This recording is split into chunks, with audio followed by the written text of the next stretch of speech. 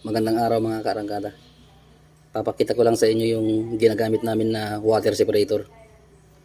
Napaka-importante ito mga kaarangkada sa sasakyan kasi dito mo makikita yung tubig. Ito yung nagse-separate ng tubig na galing sa tangke. Kasi bago pa pupunta doon sa makina yung diesel, yung fuel, dadaan muna dito. Kaya kung may tubig yung fuel na yon, yung diesel na yon, maiiwan dito, mase-separate. Kaya kung makikita yung mga karangkada, may drain level dito, drain level. Merong pula sa baba na parang floater na kapag may tubig, tataas yun. Pag makarating hanggang dito sa level, pwede nyo nang linisan o i-drain ito.